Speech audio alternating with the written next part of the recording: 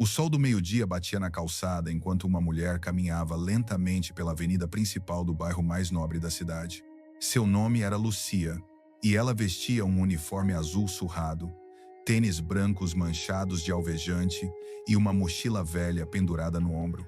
Ela tinha acabado de terminar seu turno de limpeza de escritórios e agora estava a caminho de sua segunda tarefa do dia. As pessoas que passavam por ela vestiam ternos caros, carregavam bolsas de grife e falavam em celulares de última geração. Lucia mantinha o olhar baixo, acostumada a passar despercebida. Para o mundo, ela era invisível. Apenas mais uma entre as muitas mulheres que trabalhavam em silêncio, mantendo os espaços limpos para aquelas que eram vistas. Ela caminhou mais 2 quarteirões, até encontrar um imponente prédio corporativo com janelas escuras e portas giratórias. Era a torre comercial mais importante da região. Lucia suspirou profundamente antes de entrar. Ela sabia que aquele lugar não era como os outros. Ali, a tratavam pior. Ao passar pela porta, o ar-condicionado a atingiu no rosto. O saguão era imenso, com piso de mármore brilhante, plantas decorativas gigantes e um balcão de recepção onde 3 mulheres impecavelmente vestidas atendiam os hóspedes com sorrisos perfeitos. Mas esses sorrisos desapareciam quando a viam. Lucia dirigiu-se ao elevador de serviço, localizado num canto isolado. Enquanto esperava, sentiu os olhares. Ela sempre os sentia. Uma senhora idosa que passava torceu o nariz, como se Lucia cheirasse mal. Um homem de terno desviou para não esbarrar nela. Ela apertou os lábios e baixou o olhar. O elevador se abriu e lá dentro estava um jovem encostado na parede. Ele tinha pele escura, cabelos pretos um tanto desgrenhados e vestia uma camisa branca amassada com calças escuras simples. Ele não parecia um gerente, nem um funcionário da manutenção. Lucia hesitou por um segundo, mas entrou mesmo assim. O homem sorriu levemente para ela. Ela não respondeu. Ambas caminharam silenciosamente até o 12º andar. Quando as portas se abriram, Lucia saiu rapidamente do corredor e caminhou até a sala de limpeza. Ela arrumou sua mochila, pegou seu carrinho de compras e começou sua rotina. Ela tinha 20 escritórios para limpar antes das 6 da tarde. O primeiro escritório estava vazio. Ela limpou a mesa, esfregou os móveis e passou aspirador de pó no carpete. No segundo, 2 homens conversavam. Eles nem olharam para ela quando ela entrou. Ela continuou trabalhando como um fantasma. No terceiro, uma mulher falava ao telefone e quando Lucia tentou limpar a mesa, a mulher estalou os dedos, fazendo sinal para que ela esperasse do lado de fora.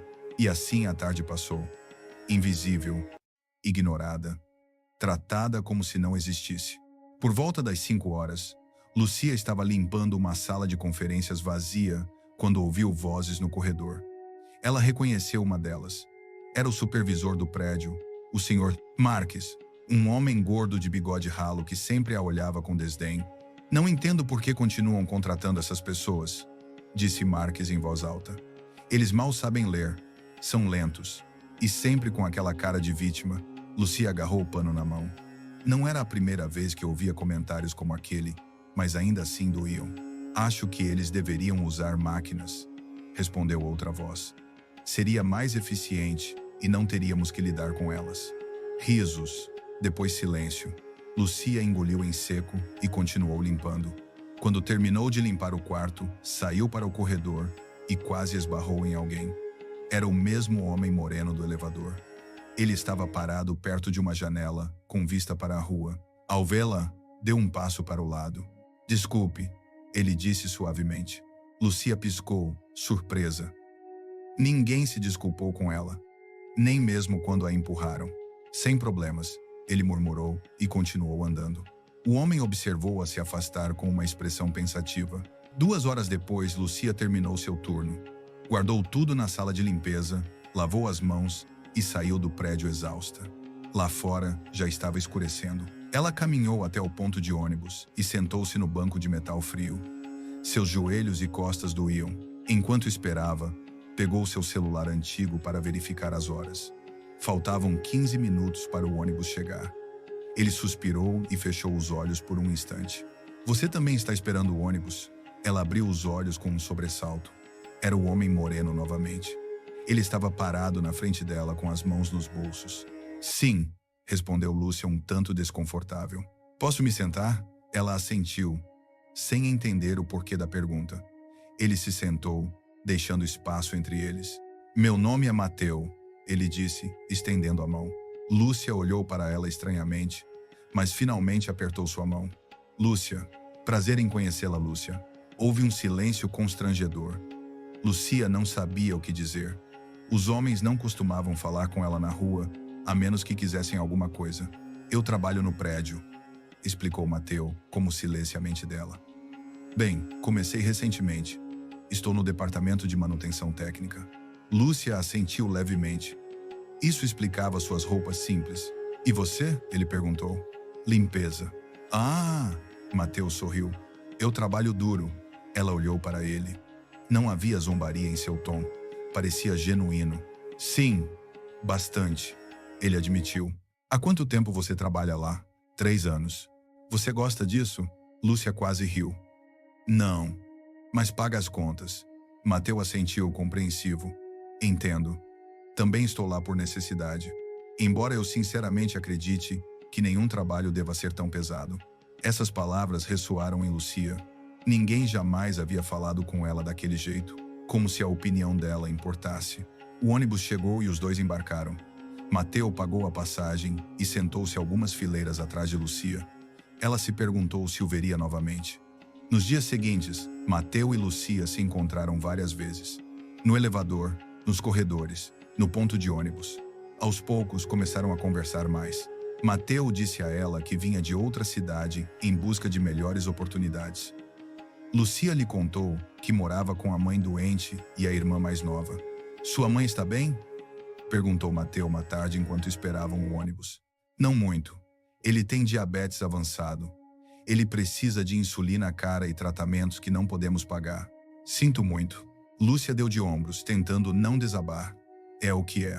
Mateu olhou para ela com genuína tristeza. Então, enfiou a mão na mochila e tirou um saco de pão. Aqui. Comprei demais para o almoço.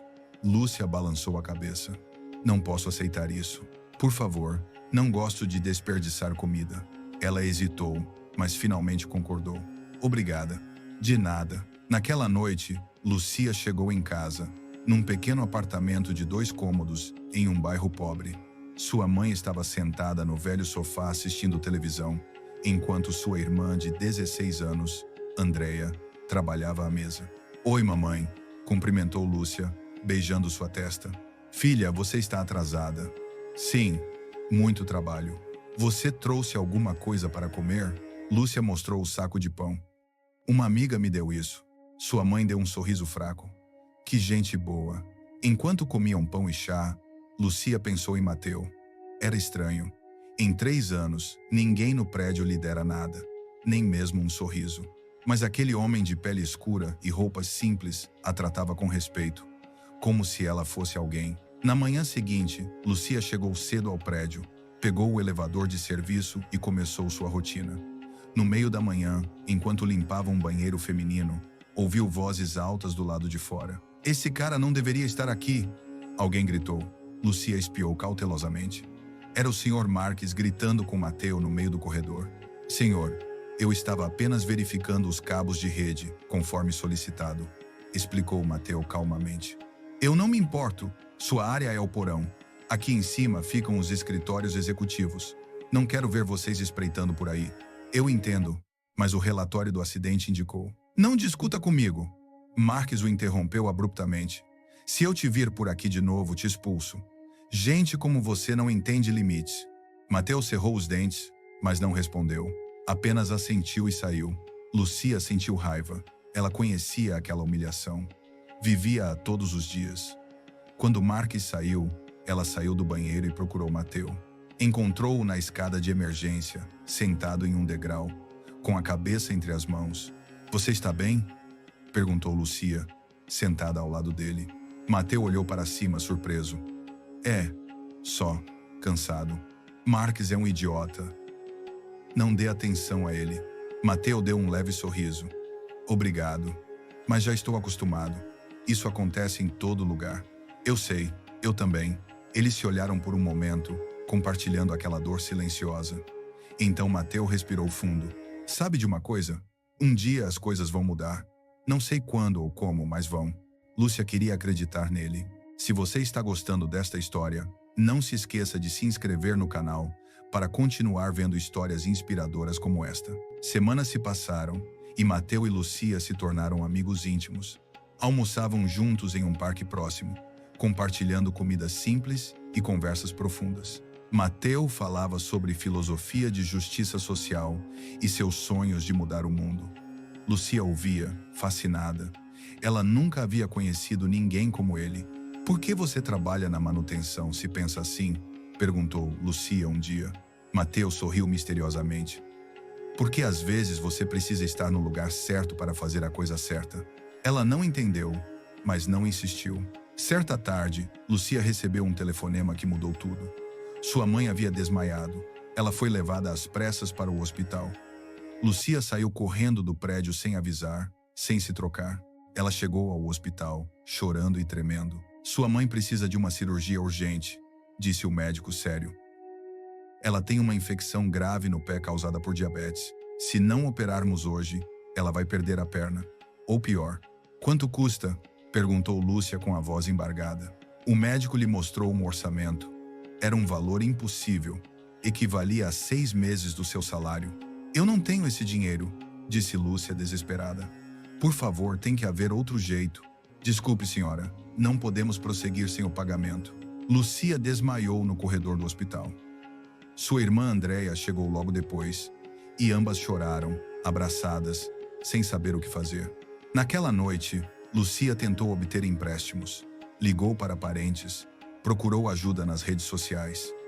Nada funcionou, ninguém tinha tanto dinheiro, e os bancos não lhe emprestavam dinheiro sem garantia.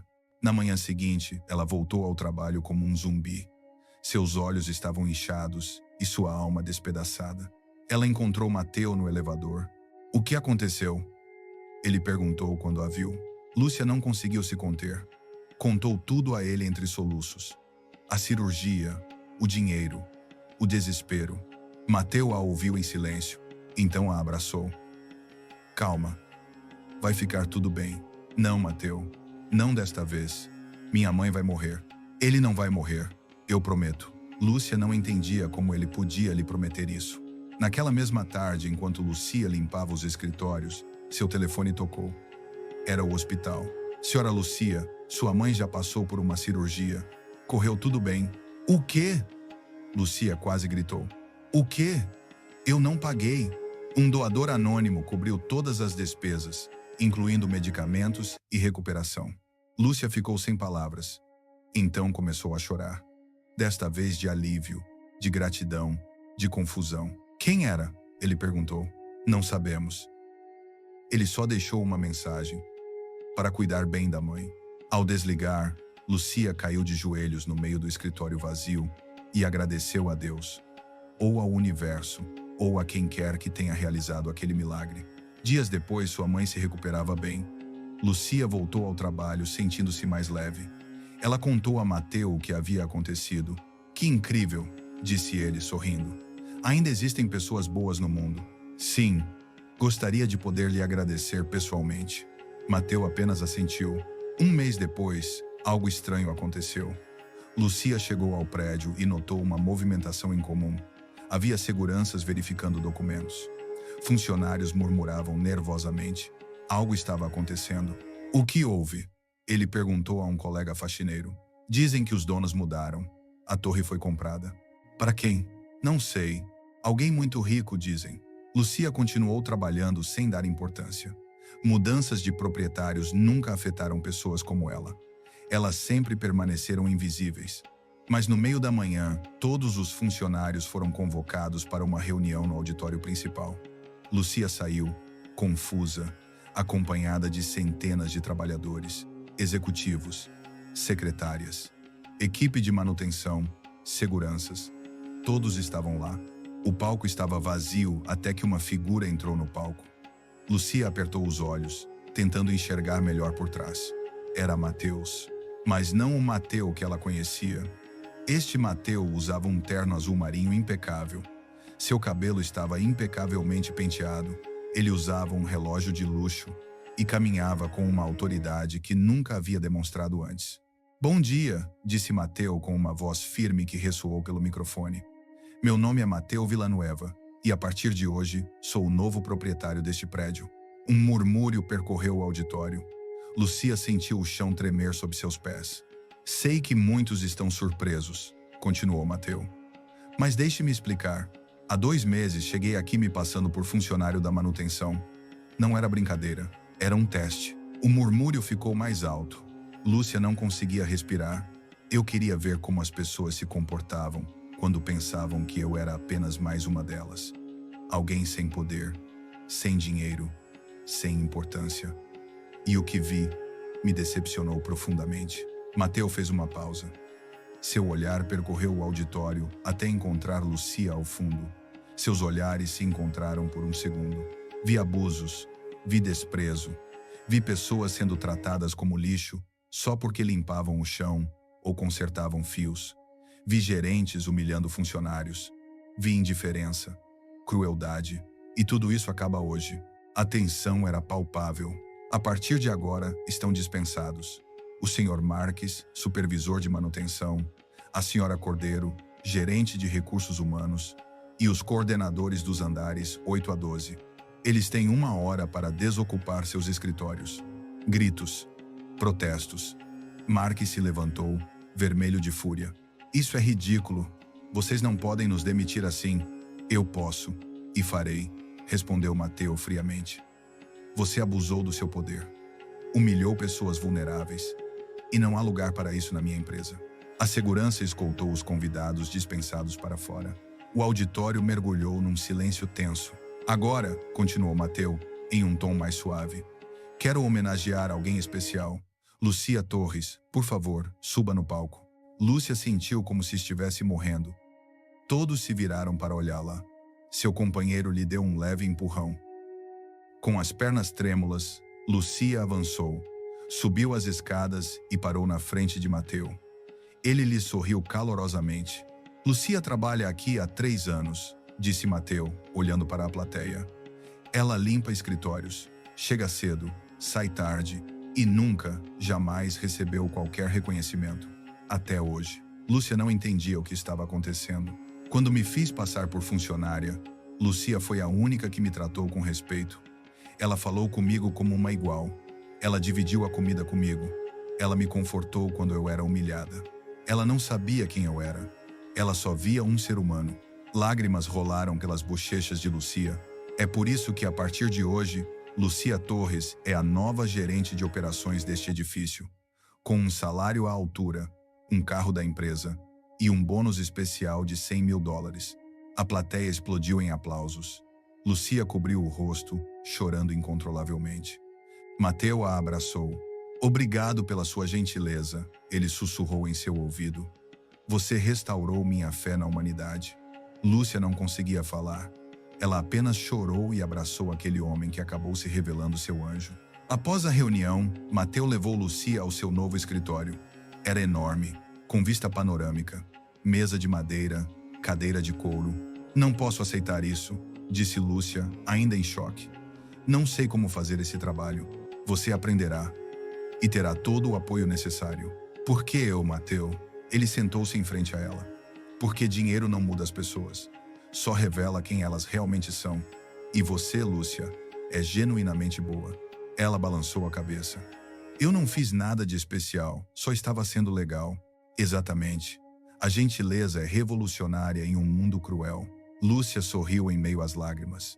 A propósito, acrescentou Mateu, fui eu quem pagou pela cirurgia da sua mãe. Os olhos de Lúcia se arregalaram. O quê? Quando você me contou sobre ela, eu sabia que tinha que ajudar. Sua família não merecia tanto sofrimento. Lúcia se jogou em cima dele novamente. Obrigada. Obrigada. Não tenho palavras. Você não precisa tê-los. Os meses seguintes foram transformadores. Lucia aprendeu rápido. Ela provou ser organizada, justa e eficiente. Os funcionários a respeitavam porque ela os tratava bem. Ela implementou novas políticas, intervalos decentes, salários justos e respeito obrigatório em todos os níveis. Mateu sempre a apoiou. Trabalhavam juntos quase todos os dias, e com o tempo, a amizade se transformou em algo mais. Certa noite, após uma reunião, Mateu a convidou para jantar. Como amigas? Perguntou Lucia nervosamente. Eu como outra coisa se você quiser. Ela sorriu. Eu quero. O relacionamento deles floresceu naturalmente. Mateu nunca a fez se sentir inferior. Ele nunca a tratou de forma diferente por causa do seu passado. Para ele, Lucia era perfeita do jeito que era. 6 meses depois, durante um jantar romântico em um restaurante elegante, Mateu pegou a mão dela. Lucia, eu vivi num mundo onde a maioria das pessoas ama o dinheiro, mas você me ensinou que existe algo mais valioso, um coração sincero. Ele tirou uma caixinha. Dentro havia um anel de diamante. Você quer se casar comigo? Lúcia chorou. Ela riu. Ela sentiu 1000 vezes. Sim, eu aceito. Eles se casaram 3 meses depois. Foi um lindo casamento em um jardim ao ar livre. Funcionários da Tower, amigos e familiares compareceram. Todos celebraram o amor que nasceu no lugar mais inesperado. Durante seu discurso, Mateu disse algo que ficou na memória de todos. Nunca julgue alguém pelo seu trabalho ou pelas suas roupas. A verdadeira riqueza está na alma. E eu encontrei a pessoa mais rica do mundo limpando o chão. Lúcia acrescentou. E encontrei o homem mais humilde do mundo, fingindo ser pobre. Nós duas aprendemos que o amor não conhece classe social. Os anos se passaram. Mateu e Lucia formaram uma família. Tiveram 2 filhos. Moravam em uma casa cheia de amor e nunca se esqueceram de onde vieram. Lucia continuou trabalhando na torre, não porque precisasse do dinheiro, mas porque amava ajudar outros funcionários. Ela criou programas de treinamento, bolsas de estudo e fundos de emergência para trabalhadores em crise.